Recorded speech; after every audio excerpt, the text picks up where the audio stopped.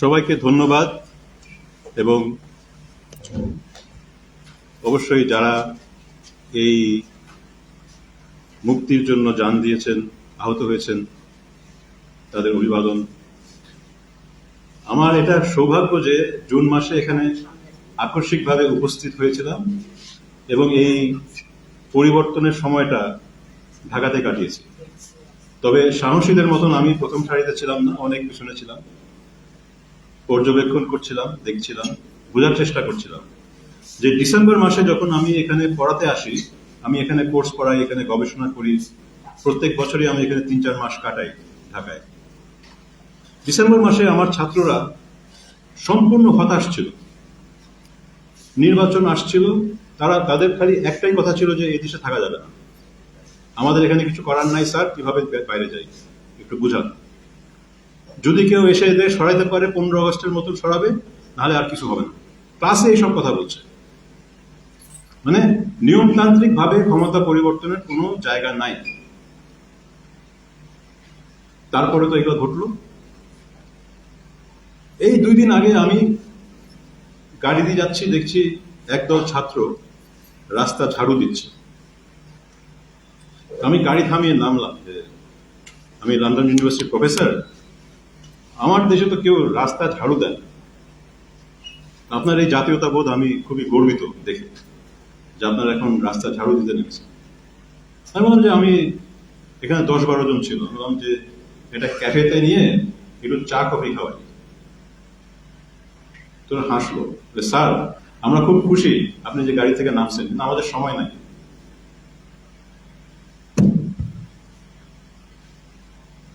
আমার যেটা রাগ ধরে যে আমাদের পচা রাজনীতি এই যুবক, এই মানুষকে হতাশ করেছিল। আমাদের যেটা এখন এটা ফরজ, যাতে এই আবেগ, এই আপনার স্যাক্রিফাইস, তাদের দেশ প্রেম, এটা যাতে নষ্ট না হয়, আমরা যেটাকে কাজে লাগাতে পারি, অগ্রসর হতে পারি, এটাই আমাদের কর্তব্য। এখন এটার পিছনে মার্কস লেনিন যেসব কথা বলেছিলেন যে যখন ক্রান্তি লগ্ন আসে তখন প্র্যাকটিসের সঙ্গে থিওরিকে মিলাতে হয়। সেজন্য এখন আমাদের কিছু তাত্ত্বিক জিনিস নিয়েও চিন্তা ভাবনা করা দরকার। সবাই যে আমরা সঠিক তা না, আমি তো ভুল, কিন্তু আমি যেভাবে চিন্তা করছি আমি সেটা বলতে চাই। এবং এই আলোচনা, এই ডিবেটটা আমাদের চলমান থাকতে হবে। আমি শেষে কয়েকটা প্রস্তাব দেব, যেটা আমার এই বিশ্লেষণের জায়গা থেকে আমি মনে করি ইমিডিয়েট কাজ এই সরকারের, ইউনূস সাহেবের এবং তার যে পরিষদ আছে তাদের জন্য আমি 4টা ইমিডিয়েট কাজ শনাক্ত করতে চাই। এবং সেটা কেন এগুলো গুরুত্বপূর্ণ, ইনফ্যাক্ট বেশিরভাগ জিনিসই কাজ করে না ঠিকভাবে। তো এখন আমরা যদি একটা তালিকা সৃষ্টি করি যে কি কি ঠিক করতে হবে, সংস্কারের তালিকা, সবগুলাই কিন্তু এটা করা উচিত।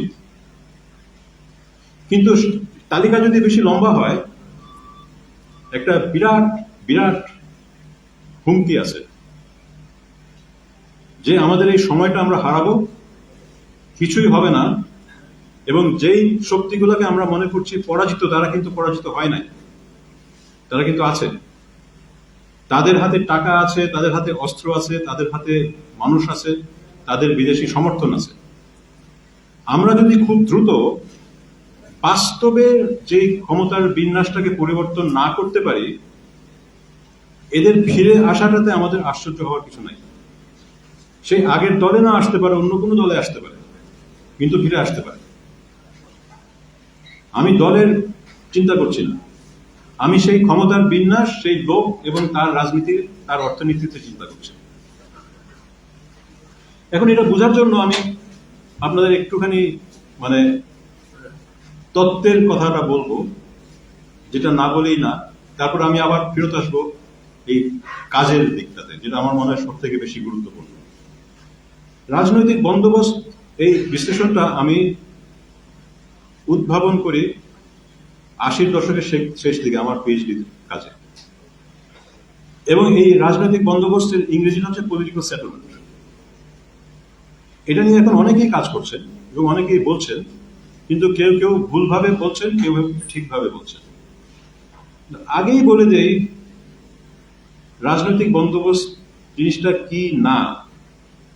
কারণ একটা প্রচলিত ভাব আছে পাশ্চাত্য যারা রাজনৈতিক বন্দোবস্ত নিয়ে কাজ করে, তারা এটাকে একভাবে ব্যবহার করে যেটা সম্পূর্ণ ভুল, এবং সেটা আমি আগেই বলে দিতে চাই যাতে আর সময় নষ্ট না হয়। একভাবে ব্যবহার করা হয় যে রাজনৈতিক বন্দোবস্ত মানে হচ্ছে সাম কাইন্ড অফ চুক্তি বা আন্ডারস্ট্যান্ডিং, যে পাওয়ারফুল লোকরা মিলেমিশে এগ্রি করবে যে কিভাবে তারা দেশ চালাবে বা একটা সেক্টর চালাবে বা একটা কিছু চালাবে, এবং তারা যদি সবাই একটা ভাগ পায় তাহলে ভাগাভাগি করে শান্তি মতন থাকবে। এই শান্তি মতন পরিচালনাটাকেই তারা রাজনৈতিক বন্দোবস্ত বলে। এটা সম্পূর্ণ ভুল। আপনি কোনো সমাজ ব্যবস্থা শুধুমাত্র সমঝোতা আর চুক্তির মাধ্যমে চালাতে পারেন না। এটা একটা অবাস্তব চিন্তা। কিন্তু প্রত্যেকটা সমাজের একটা কাঠামো আছে, একটা ফর্ম, একটা স্ট্রাকচার আছে। কিন্তু এই স্ট্রাকচারটার মানে না যে যারা পাওয়ারফুল তারা সবাই এগ্রি করে এবং তারা ভাগ বাটোয়ারা করে বসে একদিন এটা ঠিক করেছে। এটা একটা অবাস্তব চিন্তা।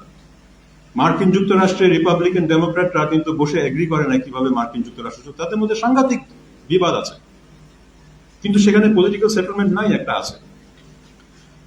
আমার পলিটিক্যাল সেটেলমেন্টটা খুব সংক্ষেপে মানেটা কি, মানে আপনি যদি একটা সমাজকে বুঝতে চান, আমরা মোটামুটি সবাই এই ক্যাপিটালিস্ট ধরনের সমাজকে বোঝার চেষ্টা করছি, কিন্তু এই সো কল্ড ক্যাপিটালিজমের মধ্যে অনেক ধরন আছে। ডিকটেটরশিপ আছে, ডেমোক্রেসি আছে, ডেভেলপমেন্টাল আছে, নন ডেভেলপমেন্টাল আছে। তো এই সমাজগুলোর মধ্যে দুটো জিনিস ইনস্টিটিউশনাল ইকোনমিক্স আইডেন্টিফাই করে। একটা হচ্ছে অর্গানাইজেশন। বাংলায় সমস্যা হচ্ছে আমরা ইনস্টিটিউশন, অর্গানাইজেশন সব করি প্রতিষ্ঠান বলি, কিন্তু আসলে এটা কনফিউজিং। অর্গানাইজেশন হচ্ছে প্রতিষ্ঠান, সংস্থা। যখন মানুষে একসঙ্গে কাজ করে তারা একটা সংস্থা গঠন করে। ঢাকা ইউনিভার্সিটি একটা সংস্থা, একটা কোম্পানি একটা সংস্থা, একটা রাজনৈতিক দল একটা সংস্থা বা প্রতিষ্ঠান। এখন কিছু কিছু সংস্থা হচ্ছে আপনার নিয়ম অনুযায়ী গঠন করা হয়, আবার কিছু কিছু হচ্ছে ইনফর্মাল, অনানুষ্ঠানিক। যেমন ধরেন মাফিয়া একটা গ্রুপ, তারা একটা কিন্তু অর্গানাইজেশন, কিন্তু একটা ইনফর্মাল অর্গানাইজেশন। আপনার রাজনৈতিক দলের মধ্যে কিছু ফ্যাকশন থাকে, সেগুলো গ্রুপ কিন্তু ইনফর্মাল অর্গানাইজেশন। তার মানে আপনার সোসাইটিতে অনেক রকমের অর্গানাইজেশন আছে, রিলিজিয়াস, পলিটিক্যাল, ইকোনমিক অর্গানাইজেশন।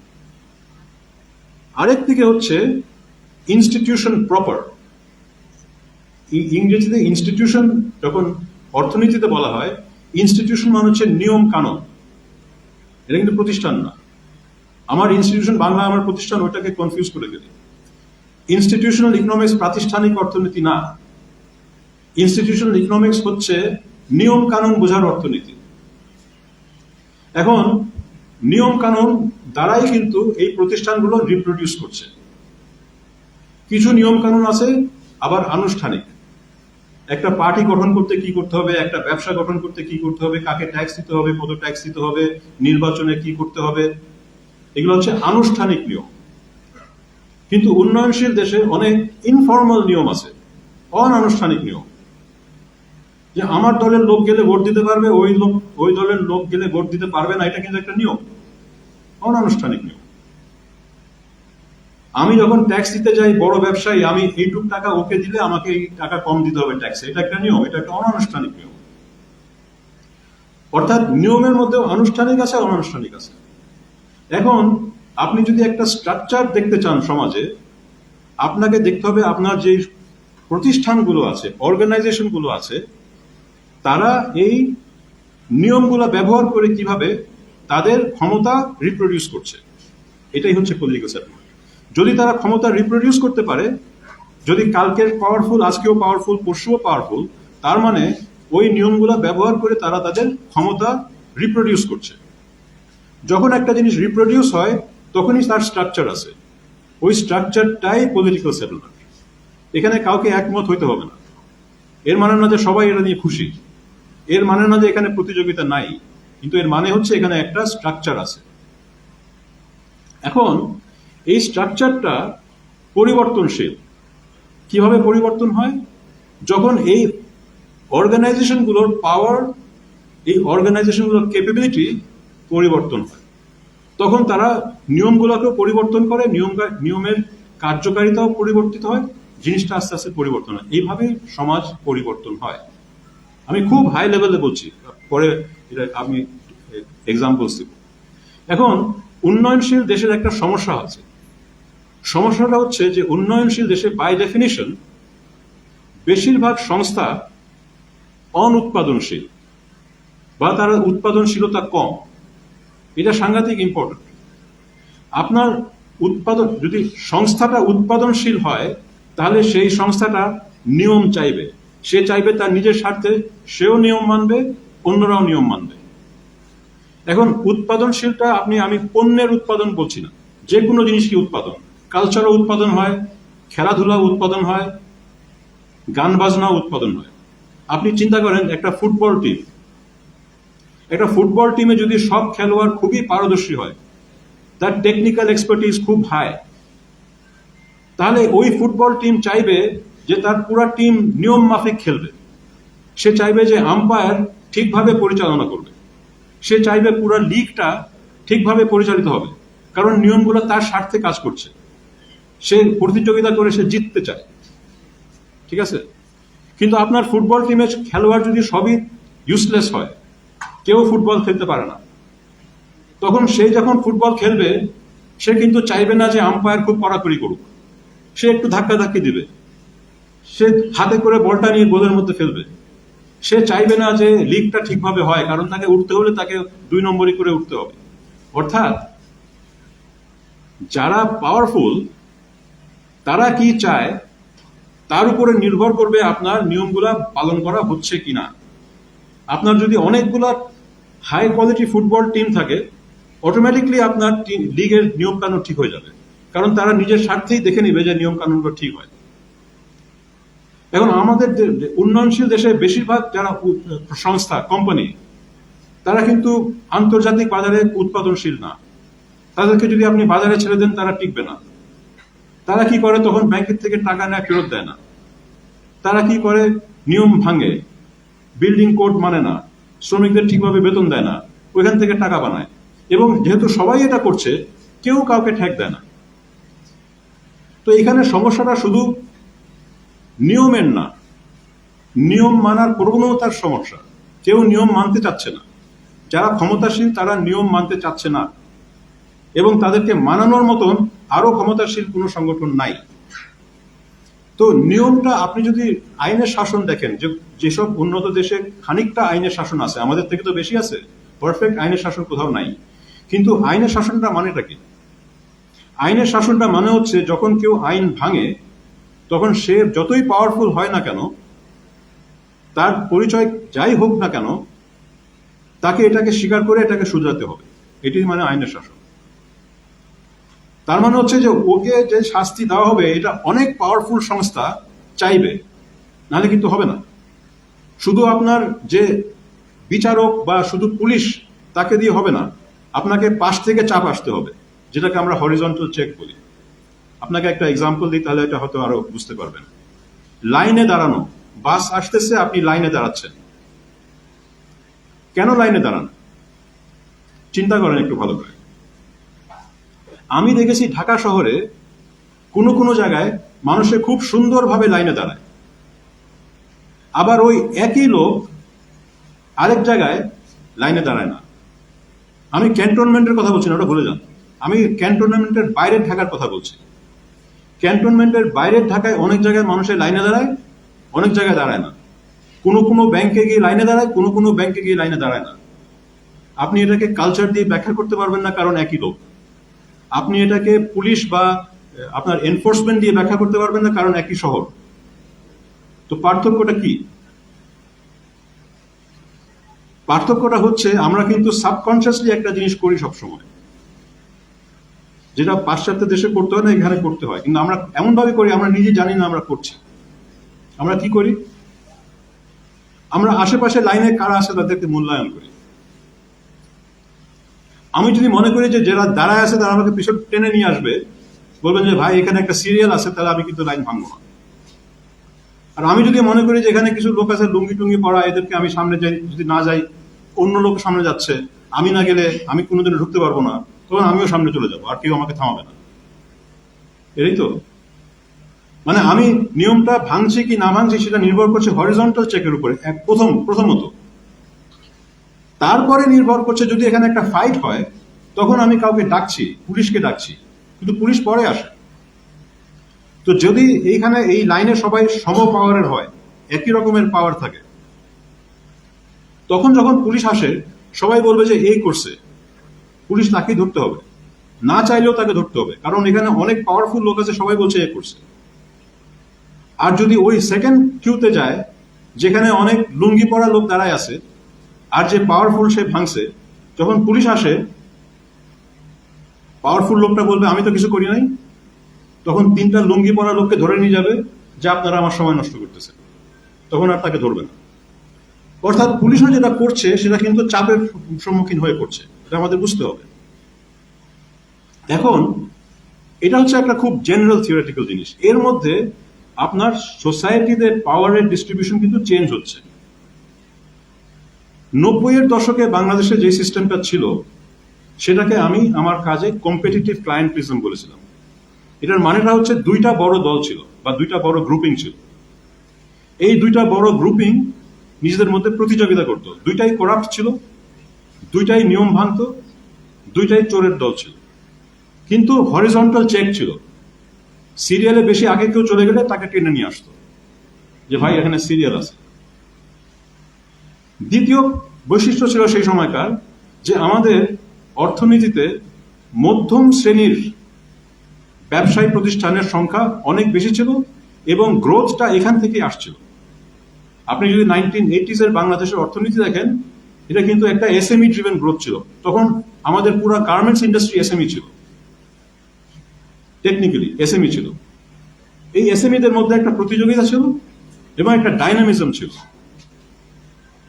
এবং সেই সময় অর্থনীতিবিদরা ভারতকে বাংলাদেশের সঙ্গে তুলনা করে বলতো বাংলাদেশের গ্রোথ প্যাটার্নটা ভারতের থেকে ভালো। কি অর্থে ভালো? বাংলাদেশে কর্মসংস্থান বেশি হচ্ছে, কারণ অ্যাকচুয়ালি এই এসএমইরা কিন্তু কর্মসংস্থান তৈরি করে। আপনার হাজার যদি এসএমই থাকে, তারা 2 লক্ষ চাকরি সৃষ্টি করবে। ভারতের সঙ্গে তুলনা করে বলতো যে এখানে নারীদের কর্মসংস্থান বেশি বাংলাদেশে। আসলেই তো তাই, কারণ এটা এসএমইতে হচ্ছে। এই কম্পিটিটিভ ক্লায়েন্টিজম আমাদের এই দুই পার্টির মধ্যে ক্ষমতার মারামারির কারণে, অনেকটা তাদের নিজের দোষে, অনেকটা বাইরের হস্তক্ষেপের কারণে, কারণ এদেরকে স্টেবিলাইজ করতে দেয় নাই। এটা তো আমি আসবো পরে। বাইরের শক্তিগুলো এখানে অত্যন্ত গুরুত্বপূর্ণ। এই আওয়ামী লীগ বিএনপি নিজেদের মধ্যে ক্ষমতা হস্তান্তরের নিয়মগুলোকে সেট করতে পারে নাই। তারপর তো আমরা জানি কি হচ্ছে। 2014-এর পর থেকে এই ডিস্ট্রিবিউশন অফ পাওয়ার আমূলভাবে পরিবর্তন হতে শুরু করে। তখন আর কম্পারেটিভ ক্লায়েন্টিজম নাই। তখন যেটা বের হয় সেটাকে আমি আমার কাজে বলেছিলাম এটা একটা কর্তৃত্ববাদী পলিটিক্যাল সেটেলমেন্ট। এটা নাজুক কর্তৃত্ববাদী সেটেলমেন্ট। নাজুক এই অর্থে যে এটার কোনো জনসমর্থন নাই, কিন্তু কর্তৃত্ববাদী, কারণ সে সাংঘাতিক ফোর্স দিয়ে সকল অপোজিশনকে ভেঙে দিচ্ছে। Opposition political party, opposition bank, opposition আপনার ট্রেড ইউনিয়ন, যাই অপোজিশন, ছাত্র দল, যে কেউ অপোজিশন আছে ভেঙে দেব, হয়রানি করব, ধরে নিব, দরকার হলে আয়না ঘরে দিব, দরকার হলে গায়েব হয়ে যাবে, বা মিনিমাম হচ্ছে 10,000টা মামলা তার মাথার উপরে থাকবে, সে দৌড়াতে থাকবে। সো আপনি অপোজিশনকে আস্তে আস্তে ভাঙতে শুরু করলেন। 1, 2 হলো যখন পাওয়ারটা কেন্দ্রীভূত হয়ে যাচ্ছে উপরে, তখন এই মধ্যম ব্যবসায়ীরা আর টিকতে পারছে না। তখন আস্তে আস্তে বড় ব্যবসায়ীদের যুগ শুরু হলো।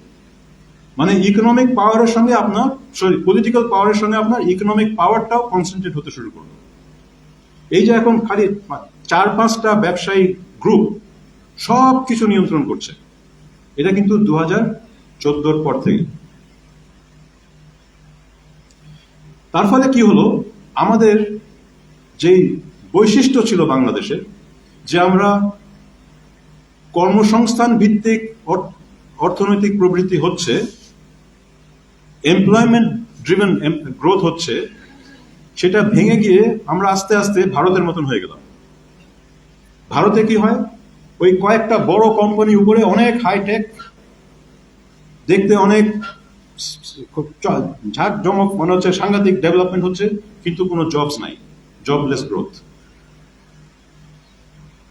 দারিদ্র যেখানে আছে সেখানেই থাকে, মধ্যম স্তরটা দুর্বল, আর উপরে এত ধনী যে তারা মানে দুবাই আর সিঙ্গাপুর, এই আমাদের ধনীরাও এরকম হয়ে গেল। দুবাই, সিঙ্গাপুর, লন্ডনে আপনি কোনো কোনো জায়গায় যাবেন, বাংলাদেশি ব্যবসায়ীদের আপনি দেখলে বমি হয়ে যাবে, যে এই গরিব দেশের এইখানে বসে তারা এই সব আয়াস করতেছে। আমরা যে প্রফেশনাল এখানে চাকরি করি, আমাদের লজ্জা লাগে যে আমরা বাংলাদেশে এগুলো। অর্থাৎ এখানে একটা মেরুকরণ হয়ে গেল, ইকোনমিক পাওয়ার, পলিটিক্যাল পাওয়ার। এবং এখানে আরেকটা কথা বলে রাখি, কেউ কেউ আমার বন্ধুরাও যারা এই পলিটিক্যাল সেটেলমেন্ট নিয়ে অ্যানালিসিস করে, অনেক সময় এই বাংলাদেশের আওয়ামী সিস্টেমটাকে ডমিনেন্ট পার্টি হিসেবে ব্যাখ্যা করেছে। আমি এটাতে একেবারে, আমি 2017-তে একটা আর্টিকেলে এটা আমি ডিসএগ্রি করি, এটা ডমিনেন্ট পার্টি না।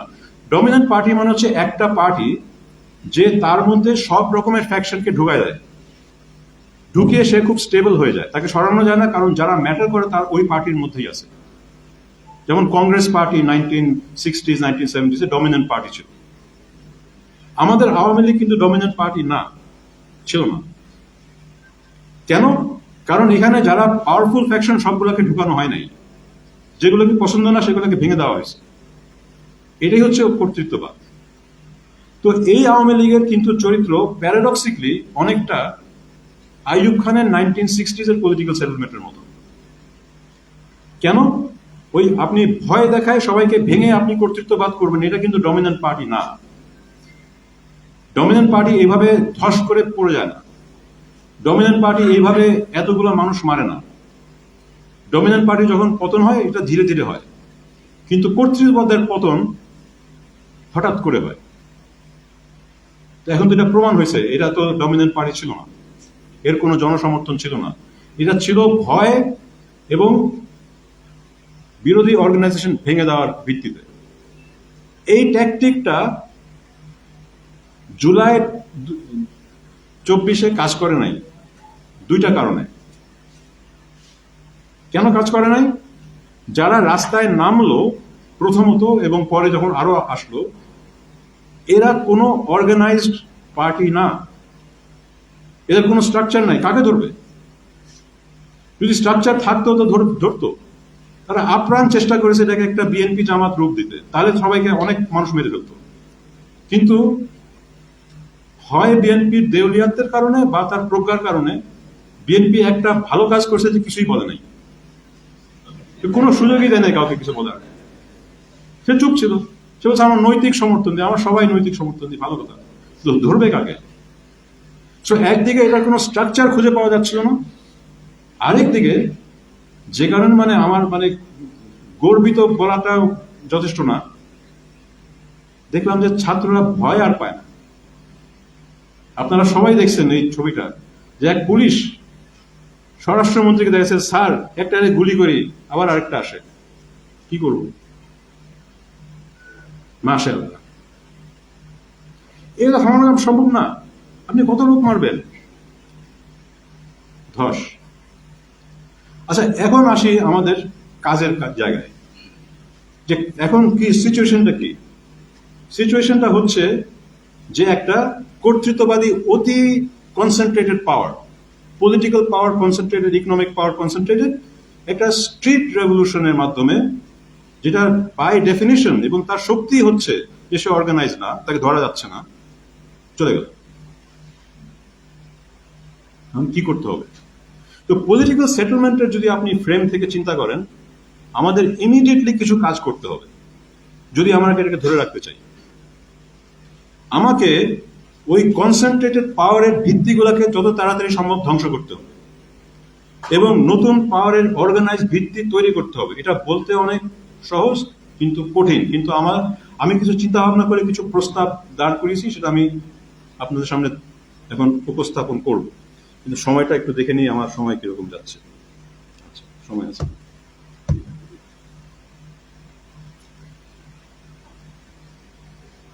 বর্তমান বাংলাদেশের সব থেকে, আমি আগে যেটা বললাম যে অনেকগুলা সংস্কারের আমাদের কাজ আছে, সবগুলাতে হাত দিলে আমরা আত্মহত্যা করব।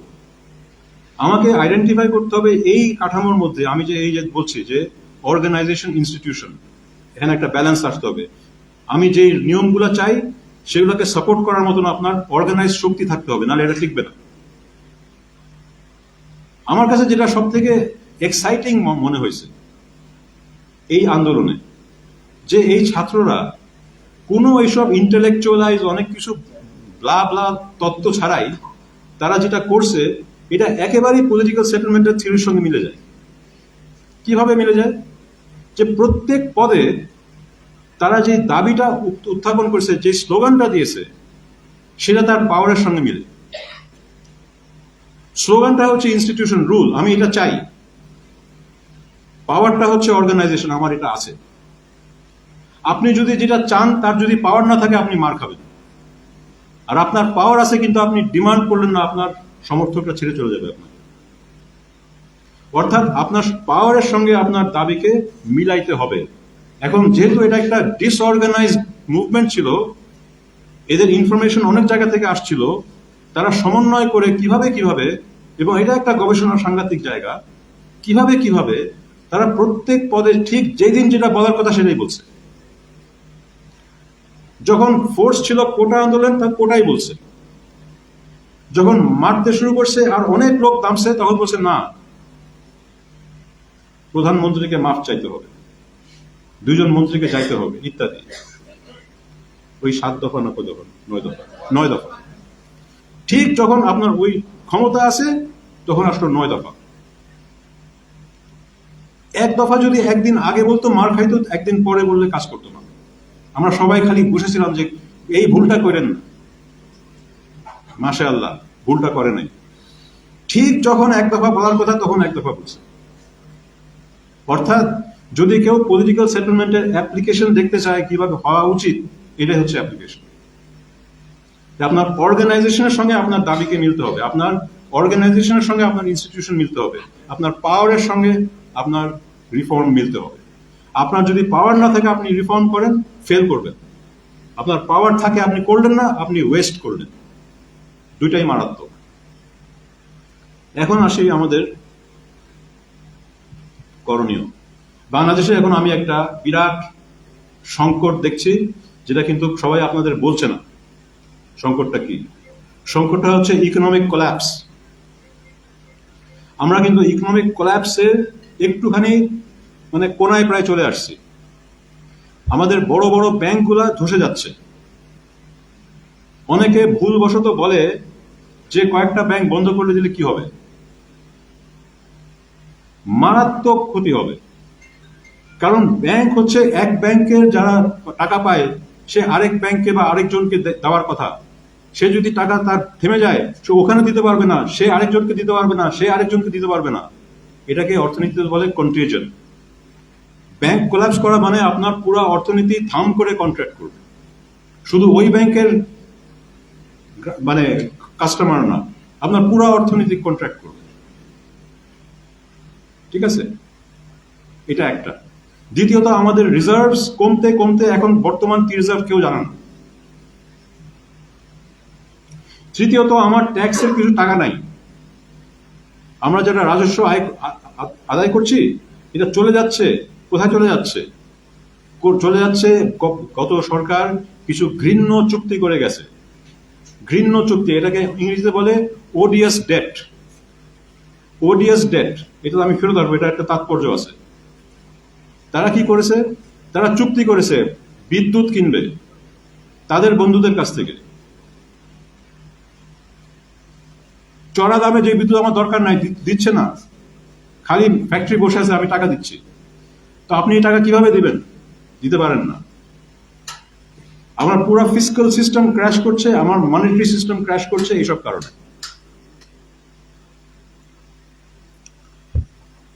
আরেকটা হচ্ছে বিদেশি হস্তক্ষেপ, এগুলো একটা বিরাট সংকট আমাদের জন্য। তো এই ইমিডিয়েটলি আমাদেরকে এই কাউন্টার রেভলিউশন বা কাউন্টার অভ্যুত্থান বা কাউন্টার পলিটিক্যাল সেটেলমেন্ট যাই বলতে চান, এটা যাতে না হতে পারে আমাদের কিছু ইমিডিয়েট স্টেপ নিতে হবে, যেটা আমাদের পাওয়ারের সঙ্গে সামঞ্জস্যপূর্ণ। আমি এমন কিছু বলবো যে আমি করতে পারবো তাহলে হবে না, আমার পাওয়ারের সঙ্গে সামঞ্জস্যপূর্ণ। এখানে আমি 4টা প্রস্তাব দিচ্ছি, তারপরে আমরা আলোচনা করতে পারি কেন এই 4টা। আরো অনেক কিছু আছে, আমার কথা হলো ওগুলোতে গেলে আমরা বিপদে পড়ব। আমার প্রথম প্রস্তাব হচ্ছে ব্যাংক বাঁচানো।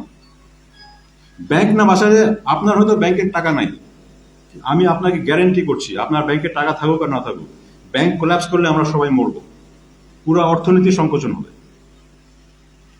ব্যাংক কিভাবে বাঁচাতে হবে? এখন আমরা জানি যে কয়েকটা আপনার এই বিজনেস, ধরেন টপ 10, এক একজন 1000 কোটি টাকার ঋণ নিয়েছে। এই ঋণের কারণেই ব্যাংকিং ব্যবস্থা চূর্ণ হয়ে গেছে। এখন আপনি যদি স্বাভাবিক প্রক্রিয়া যান, স্বাভাবিক প্রক্রিয়া হচ্ছে কি, আপনাকে বলতে হবে যে আমি এখন লোন রিকভারি প্রসেসে যাচ্ছি। লোন রিকভারি প্রসেসে এটা 10 বছর লাগে। এরা তো বোকা না, এরা একটা সাংঘাতিক চালাকি করেছে। চালাকিটা কি? ধরেন একটা গ্রুপ, তার 10টা কোম্পানি আছে, 2টা কোম্পানি ভালো, সেখানে তারা ঋণ নেয় নাই। তারা আরো 8টা কোম্পানি বানাইছে, কাগজের কোম্পানি। এখানে দেখাইছে তার জমি আছে, কিন্তু এগুলো আসল জমি না। কোল্যাট্রাল দেখাইছে, এটা আসল কোল্যাট্রাল না। আপনি ওখানে ঘটনাস্থলে গিয়ে দেখবেন এগুলো সব বানানো, আসল কিছুই নাই। এখন আমরা যদি ওটার পিছনে দৌড়াই, 10 বছর পরে দেখবো যে কিছুই পালাম না। কিন্তু আমার ব্যাংকে আমাকে এখনই সেভ করতে হবে। তাহলে এটা কি করতে হবে? আমি চিন্তা ভাবনা করলাম, একটা উপায় আছে। কিন্তু উপায়টা হচ্ছে আপনাকে কিছু এমার্জেন্সি অর্ডিন্যান্স পাস করতে হবে। এমার্জেন্সি, এটা একটা জরুরি অবস্থা। আপনি এখন বাংলাদেশকে একটা জরুরি অবস্থা, যেখানে জনগণের মারে একটা সরকার যে অনির্বাচিত সে পালাইছে, এখানে আপনি কনস্টিটিউশনাল সবকিছু ঠিকঠাক রাখতে পারবেন না। ঠিক আছে, আপনাকে কিছু জরুরি আইন পাশ করতে হবে, কিন্তু এমন আইন পাশ করতে হবে যেটা পরবর্তীতে আপনি ডিফেন্ড করতে পারেন কেন এই আইন, যাতে পরবর্তীতে এই আইনটা আন্তর্জাতিক যে কোনো মহলে আপনি ডিফেন্ড করতে পারেন। তো আমি একটা প্রস্তাব করছি, এবং আমি বিভিন্ন জায়গায় বলছি, আবারও বলবো, যেই সব বড় আপনি করবেন সবার জন্য না, সবাই করুন আবার ফেল করবেন, আপনার ক্ষমতা নেই। আপনি আইডেন্টিফাই করে দিবেন এই 10টা নাম দিয়ে বলবেন যে এই 10টা গ্রুপ যারা এত 1000 কোটি টাকার বেশি করে ঋণ নিয়েছে, সীমিত রাখবেন। এটা খুবই ইম্পর্টেন্ট। আপনি যদি সবাইকে টার্গেট করেন, সবাই আপনার সব ব্যবসায়ী আপনার বিরুদ্ধে চলে আসবে। করবেন না এই ভুলটা। আপনি টার্গেট করবেন যে টপ 10টা গ্রুপ যাদের এত 1000 কোটি টাকার বেশি আউটস্ট্যান্ডিং আছে, তাদের জন্য একটা জরুরি আইন পাশ করা হবে। জরুরি আইনটা হচ্ছে যে আপনার খারাপ কোম্পানি একটা একটা করে আমরা লোন রিকভারি 10 বছর করবো না, আপনার গ্রুপকে আমরা একসঙ্গে দেখব। আপনার গ্রুপে অনেক ভালো কোম্পানি আছে, এই ভালো কোম্পানিগুলো আমাদের জাতীয় সম্পদ, আমরা এগুলোকে ভাঙবো না, নষ্ট করবো না, এদের ম্যানেজমেন্ট আমরা ধরবো না। কিন্তু এই কোম্পানিতে যে আপনাদের শেয়ার আছে, আমি এটা দিয়ে লোন রিকভারি করব। এই শেয়ার নিয়ে আমি এখন বাজারে বিক্রি করব। সব বাংলাদেশিদের আমরা একটা বলবো যে আপনারা দেশ গড়ার জন্য এই শেয়ার কিনেন, এই ভালো কোম্পানির শেয়ার কিনেন। একটা সীমা রেখে দেন যে এত লক্ষ টাকার বেশি কিনতে পারবেন, যাতে এটা আবার কেন্দ্রীভূত না হয়ে যায়, বেনামিতে না চলে যায়। এগুলো করা যায়, এগুলো খুব ডিফিকাল্ট না। আপনি বলবেন যে ম্যাক্সিমাম 50 লাখ বা 20 লাখ বা যাই একটা অ্যামাউন্ট বলে দেবেন। বিদেশি বাংলাদেশিদের বলবেন আপনারা এটা ডলারে কিনেন। আপনি বাংলাদেশ করতে চান, আমি বলছি আমার মতন অনেক লোক আছে ডলারে শেয়ার কিনবে দেশ বাঁচাতে। ঠিক আছে, এটা আপনার 2টা লাভ একসঙ্গে হচ্ছে। এক ডিলে আপনি 2টা জিনিস পাচ্ছেন। এক, আপনি ব্যাংকে টাকা দেওয়ার মতন আপনার টাকা আসছে। 2, আপনার না, ওই একেরই বি, 1A হচ্ছে ব্যাংকের টাকা আসছে, 1-এর বি হচ্ছে আপনি ফরেন রিজার্ভসে আপনার টাকা আসছে। 2 হচ্ছে আপনি অলিগার্কদের পাওয়ার ভাঙতে শুরু করছেন। এই অলিগার্কদের পাওয়ার ভাঙার আপনাকে বাস্তবে ফ্যাক্টস অফ দ্য গ্রাউন্ড তৈরি করতে হবে। খালি বলবেন যে তাদেরকে ধরছি, এখন হাতে রশি দিয়ে খালি পায়ে লুঙ্গি পরা দেখলাম, খুব আনন্দ, না, তার টাকা ঠিকই আছে সব জায়গায়। এদেরকে পাওয়ারটা ভাঙার জন্য আপনাকে বাস্তবে কিছু পদক্ষেপ নিতে হবে, নতুন অর্গানাইজ পাওয়ার তৈরি করতে হবে। আপনি যখন আরো 10,000 শেয়ার হোল্ডার বানাবেন, যারা এইসব ভালো কোম্পানি শেয়ার হোল্ডার, তারা কিন্তু পাওয়ারফুল হবে। তারা তখন প্রেশার দেবে পরবর্তীতে স্টক এক্সচেঞ্জকে, রেগুলেটরি বডিকে, যে আপনি ওদের কথা। এখন এই যে আমি আগে যেটা বললাম, যে আপনার যদি পাওয়ার সব 3টা ব্যবসায়ীর হাতে থাকে, রেগুলেটর কার কথা শুনবে? ওর কথা শুনবে। কিন্তু আপনার পাওয়ার যদি 10,000 লোকের কাছে থাকে, তাহলে তো আর রেগুলেটর একজনের কথা শুনবে, তখন তো তারাই রাস্তায় নামবে, তখন তারাই তো আন্দোলন করবে। অর্থাৎ আপনি আইনের সঙ্গে পাওয়ারটাকে সামঞ্জস্য আনছেন।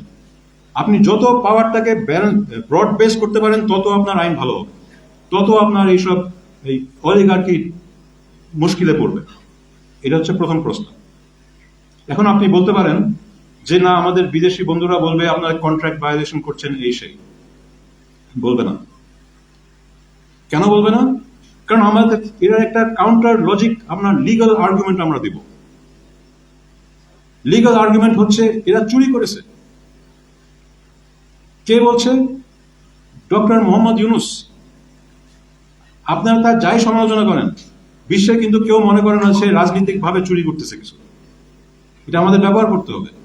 উনি যখন আন্তর্জাতিক মহলে গিয়ে বলবেন যে আমি লোন রিকভারি করছি, আর কিছু করছি না, এই লোকের লোন আছে, এই লোন আমি ফেরত না দিলে, না পাইতে পারলে আমার ব্যাংক কোল্যাপস করবে, তখন আমাকে বাঁচাবে কে? IMF বাঁচাবে না।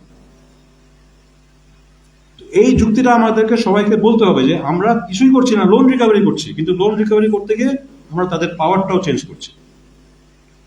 স্ট্যান্ডার্ড প্রথায় আমি লোন রিকভারি 10 বছর, তা এইসব একটার পর একটা হিয়ারিং হচ্ছে, শুনানি হচ্ছে, না, অর্ডিন্যান্স হচ্ছে, এখনই হবে।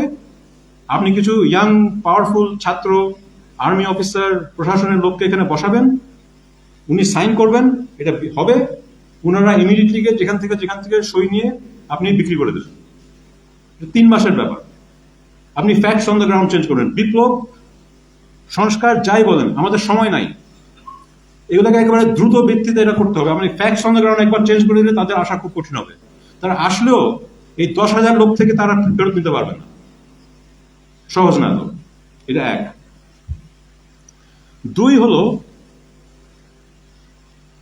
বাংলাদেশে এখন মানুষের বলতেছে আমাদের মূল্য বৃদ্ধি হচ্ছে। IMF বলতেছে কি ইন্টারেস্ট রেট বাড়াইতে হবে। সম্পূর্ণ ভুল। ইন্টারেস্ট রেট বাড়াইলে আমাদের যাই কিছু ব্যবসা আছে সব মরে যাবে। এই যে পাশ্চাত্যের পুস্তকের চিন্তা, এটা আমাদের মতো দেশে কাজ করে না। মূল্যবৃদ্ধি হচ্ছে এখানে, মুদ্রাস্ফীতি হচ্ছে এখানে, কিন্তু কেন হচ্ছে আপনাকে বুঝতে হবে কেন হচ্ছে। গোড়ায় যান। এটার একটা প্রধান কারণ হচ্ছে ওই ঘৃণ্য চুক্তি। আমরা পাওয়ার সেক্টরের সঙ্গে কিছু চুক্তি করেছি, তারা বিদ্যুৎ দেখ আর না দেখ হাজার হাজার কোটি টাকা দিতে হবে আমাকে। এই যে হাজার হাজার কোটি টাকা দিতে হবে, সরকার কিভাবে দিচ্ছে আপনারা জানেন? কেউ জানে? টাকা ছাপিয়ে দিচ্ছে। শুধু টাকা ছাপিয়ে দিচ্ছে না, বন্ড বিক্রি করছে এবং ব্যাংককে বাধ্য করছে এই বন্ড কিনতে হবে, ওই টাকাটা দিচ্ছে। তা আপনি ইন্টারেস্টের বাড়িতে থামাতে পারবেন না, আপনি গোড়ায় যান। সমস্যাটা কি? এই ঘৃণ্য চুক্তি আপনাকে কালকেই ক্যান্সেল করতে হবে। আপনার এমনি মুদ্রাস্ফীতি, এমনিতে মূল্যবৃদ্ধি সব কমে যাবে। কোনো ইন্টারেস্ট রেট বাড়াতে হবে না। জরুরি অবস্থায় জরুরি সরকার, জরুরি অধ্যাদেশ পাস করতেই হবে। আপনি বলবেন যে যা সব চুক্তি হয়েছে, এসব বিকট চুক্তি, আদানির চুক্তি, আমাদের ইন্ডিয়ান বন্ধুরাও কান্দে আপনারা কি সাইন করেন আদানির সঙ্গে? আমরা আদানির সঙ্গে আন্দোলন করতেছি, আপনারা এখানে কি তাকে এটা দিয়ে দেবেন? কি গর্দবের কাজ করছেন? আমরা তো করি নাই। আমাদের কেউ জিজ্ঞেস করছিল? এটা হচ্ছে ঘৃণ্য চুক্তি, যে একটা অনির্বাচিত অবৈধ সরকার রাতের অন্ধকারে কাউকে না বলে তার বন্ধুদের সঙ্গে চুক্তি করছে, যে আবার আরো মজার কথা, আইন করছে যে এই চুক্তি কেউ যদি সমালোচনা করে তারও শাস্তি হবে। তাহলে এটা কোন ধরনের চুক্তি যেটাকে সমালোচনা করে শাস্তি হবে সেটা তো বোঝাই যাচ্ছে। তো এটাকে আমাদের ইন্টারন্যাশনাল ফোরামে ডিফেন্ড করা তো খুব ইজি। আমরা বলবো এটা একটা ওডিএস, এটা ওডিএস কন্ট্রাক্ট, এটা ঘৃণ্য চুক্তি, যেই চুক্তি কোনো প্রতিযোগিতা নাই, যেই চুক্তির কোনো কম্পিটিশন ছিল না, যেই চুক্তি বন্ধুদের সঙ্গে করা হয়েছে, আবার যেটাকে আইনে বলা হচ্ছে এটা সমালোচনা করা যাবে না। আর তো কিছু দরকার নাই আমার।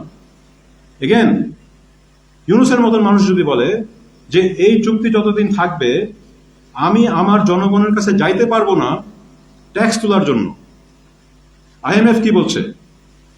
ট্যাক্স বাড়াইতে হবে। ভালো কথা, বাংলাদেশ অন্য দেশের থেকে অনেক কম ট্যাক্স তোলে, সঠিক কথা। কিন্তু আপনি কি আপনার জনগণের কাছে যাইতে পারবেন বলার যে ট্যাক্স দেন যাতে করে আমি এই ঘৃণ্য চুক্তি মেনটেন করতে পারি? কেউ দিবে? কেউ দিবে না। তো আমাদের এটাই তো সুযোগ। আমি বলবো আইএমএফ কে যে দেখেন আপনি ট্যাক্স চাচ্ছেন, আগে এই ঘৃণ্য চুক্তি ক্যান্সেল করতে হবে, নাহলে কেউ ট্যাক্স দিবে না।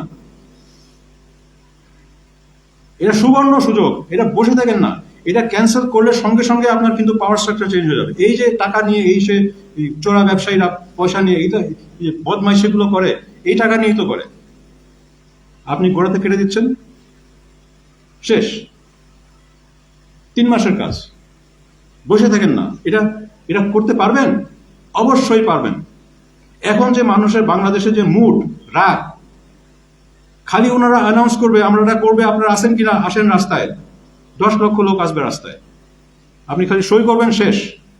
আমার অর্থনীতি বেঁচে যাবে। 3 নম্বর, 2টা হলো। 3 নম্বর কি করতে হবে?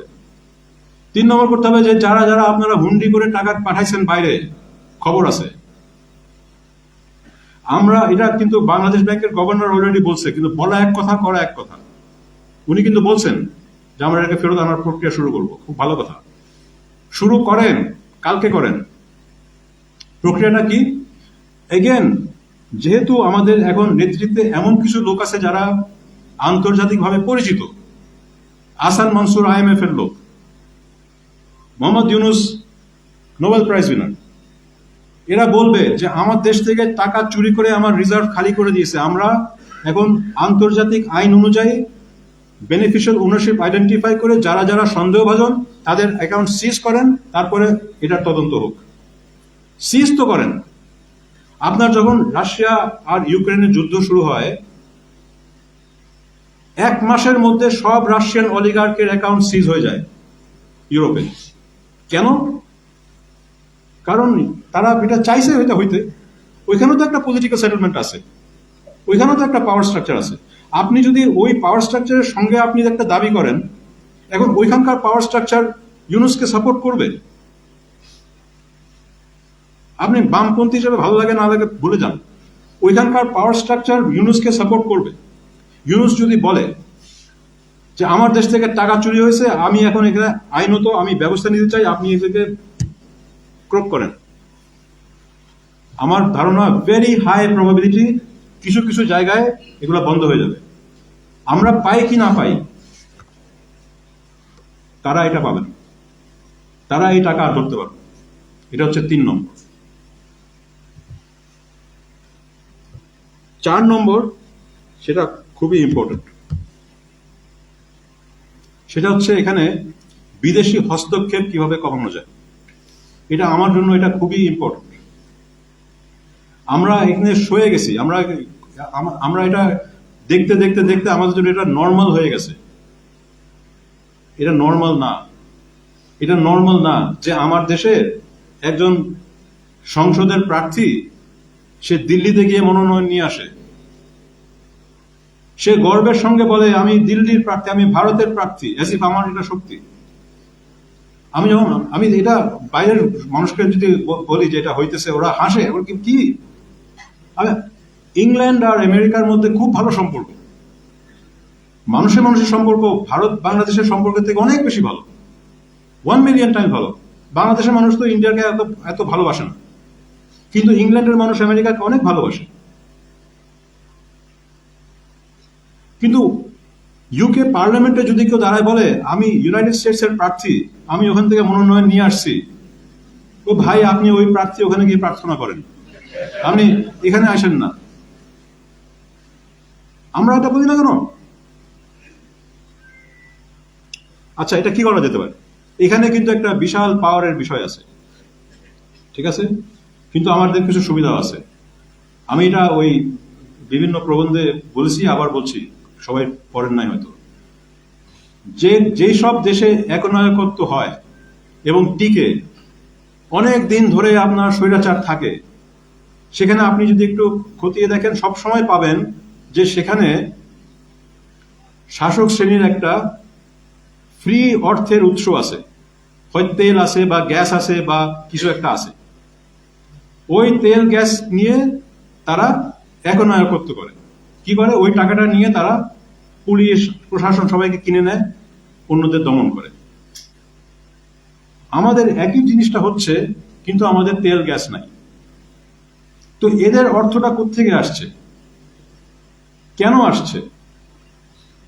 এবং আমার উত্তরটা হচ্ছে, এটা আসছে কারণ আমরা একটা জাতি হিসেবে একটা জিনিস এখনো সম্পূর্ণ পুরোপুরি ভাবে উপলব্ধি করি নাই। কথা বলি, কিন্তু এটার তাৎপর্যটা আমরা উপলব্ধি করি নাই। তাৎপর্যটা হচ্ছে, আমরা চাই আর না চাই, বাংলাদেশ একটা অত্যন্ত সেন্সিটিভ জিওপলিটিক্যাল অবস্থানে আছে। আমাদের মানচিত্রটা হচ্ছে আমার তেল, কিছু করার নাই। আপনি ইউনুস সাহেব যে সেভেন সিস্টার্স এর কথা বললো, উনি কিন্তু জেনে শুনে এখানে একটা মাঠ দিয়েছেন। আপনি ভারতের জন্য বাংলাদেশে এটা সব থেকে বড় বর্ডার। পাকিস্তানের সঙ্গে যেটা বর্ডার, তার থেকে লম্বা বর্ডার হচ্ছে বাংলাদেশের সঙ্গে। ভারতের লংগেস্ট বর্ডার হচ্ছে বাংলাদেশ, এবং এই বর্ডারের ওই সাইডে হচ্ছে ভারতের অনেক সেন্সিটিভ জায়গা, যেই লোকগুলা নর্মাল ভারতীয়দের মতন না, কালচারে ধর্মে ওরা কিন্তু নর্মাল ভারতীয় না। ওখানে চীন অনেকদিন ধরে তার কাজ করে যাচ্ছে। হ্যাঁ, সো তার জন্য এটা একটা সাংঘাতিক জিনিস। সে বে অফ বেঙ্গলে যাইতে চায়, সে ত্রিপুরা থেকে রাস্তা বানাইতে চায়, সে ওখানে চিকেন নেক ভাঙতে চায়, সে এইসব করতে চায়। আবার একই সঙ্গে মানে সে তার সেন্সিটিভ জিনিসগুলো আদায় করতে চায়, কিন্তু তার আবার একটা বড় সীমাবদ্ধতা আছে। সে সীমাবদ্ধতা হচ্ছে, সে মুসলমান চায় না। হায় রে হায়। এখন তার যদি মুসলমান নিয়ে কোনো সমস্যা না হইতো, তাহলে তো সে ইউরোপিয়ান ইউনিয়নের প্রস্তাব দিতে পারতো যে বর্ডার উঠাই দেই, আপনারা বাংলাদেশি থাকেন, আমরা ইন্ডিয়ান থাকবো, আমার লোক আসবে, আপনার লোক যাবে। ইউরোপিয়ান ইউনিয়ন এই মঞ্চে 10 বছরের মতন আগে আমি বলছিলাম এখানে কোনোদিনও ইউরোপিয়ান ইউনিয়ন হবে না। আমি জানি না কেউ কেউ হয়তো ছিলেন সেই সময়। কেন হবে না? ভারতের যেটা সব থেকে নাইটমেয়ার,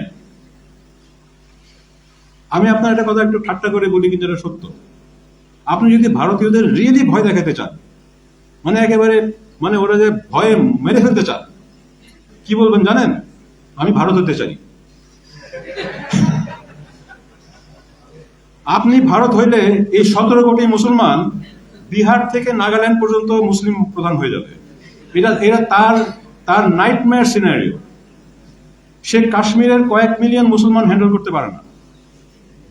ঠিক আছে, আপনি বলবেন আমার কিছু দরকার নাই, আমি ভারত হইতে চাই, আমাকে জাস্ট লোকসভায় 100টা আসন দেবেন, তারপরে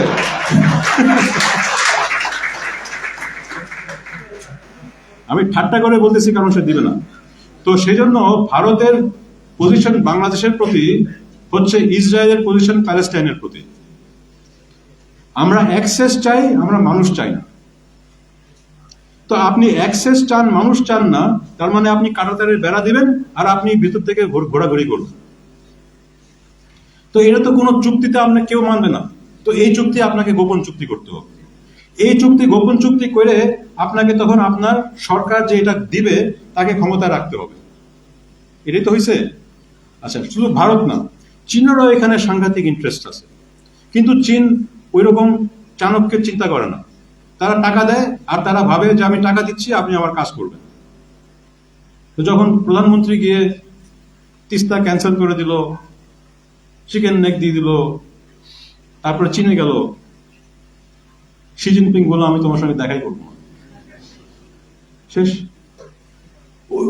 ওইখান থেকে তো এটা যে কোল্যাপস শুরু হলো তখন থেকে, কিন্তু অ্যাকচুয়ালি ওই চীনের থেকে যখন টাকা পেল না, এই এই পুরা পলিটিক্যাল সেটেলমেন্টটা কিন্তু তখন অ্যাকচুয়ালি আনসাস্টেইনেবল হয়ে গেছে। এবং আমার ধারণা যে এই যে ভায়োলেন্স তারা করলো ছাত্রদের সঙ্গে, এটা তারা মাথা খারাপ হয়ে গেছিল। তারা দেখতে পাচ্ছিল যে শেষটা আসতেছে এবং কিভাবে আমাকে আমাকে একবারে দমন করে রাখতে হবে, তখন ওই মোডে চলে গেছিল। কিন্তু চীন ক্লিয়ারলি বলছে যে আমি টাকা দিব না।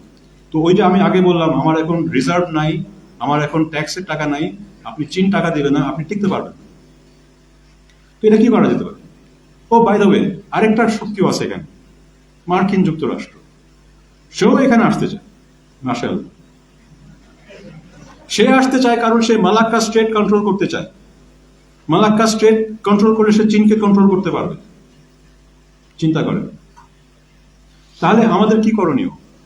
এটা আমার চতুর্থ দাবি। এই চতুর্থ দাবি হচ্ছে এটা ইমিডিয়েটলি করতে হবে। এমার্জেন্সি সরকার বলবে সব বিদেশি বৈদেশিক চুক্তি প্রকাশ করতে হবে, কোনো গোপন চুক্তি থাকবে না।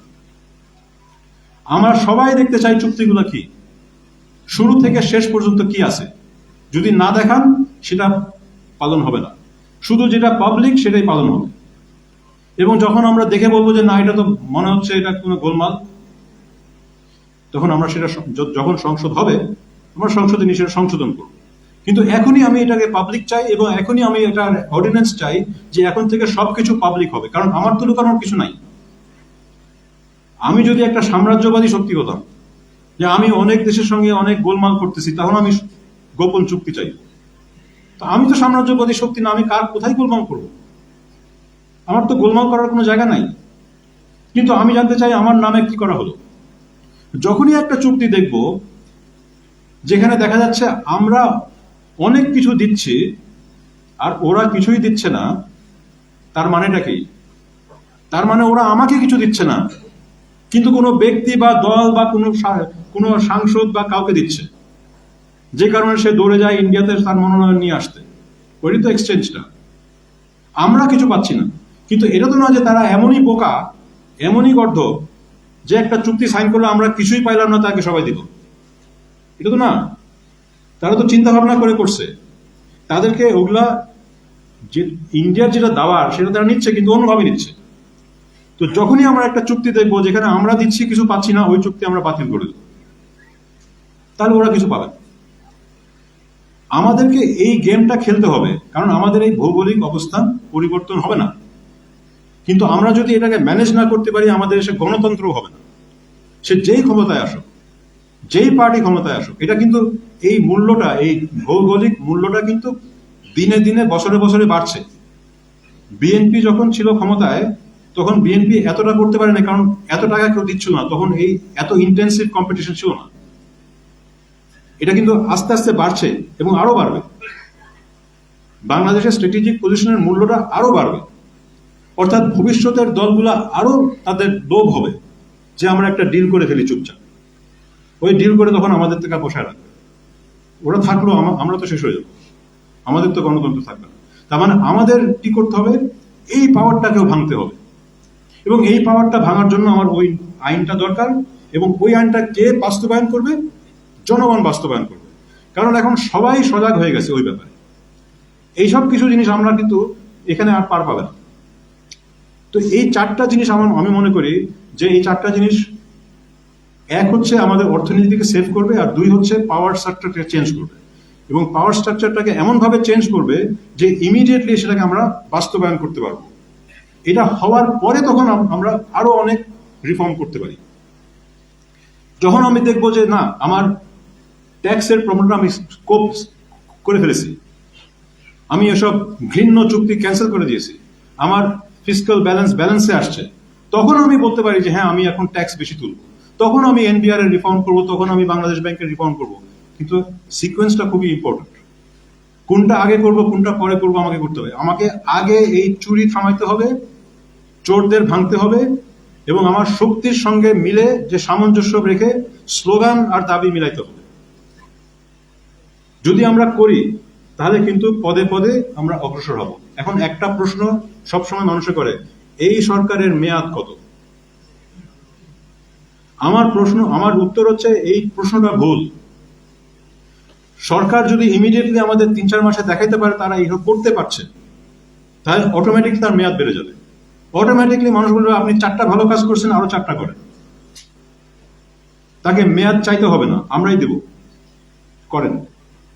কিন্তু সে যদি বসে থেকে কিছু না করে, ঘোষণা দিয়ে দেয় আমরা 2 বছরের জন্য আসি বা 3 বছরের জন্য আসি, তাকে 3 বছরে কেউ থাকতে দেবে না, তার মেয়াদ কমে যাবে। অর্থাৎ তার মেয়াদ আর তার অ্যাকশন একেবারে ওতপ্রোতভাবে জড়িত।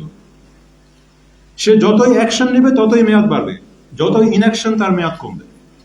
এই মেসেজটা তাকে আমাকে দিতে হবে যে আমরা 100% আপনার সঙ্গে আছি, আমরা রিফর্ম চাই, কিন্তু বসে থাকলে হবে না।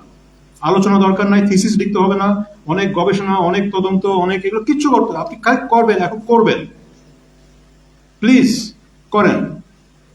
এটা বলে আমি শেষ করছি, আলোচনা শুরু। Thank you.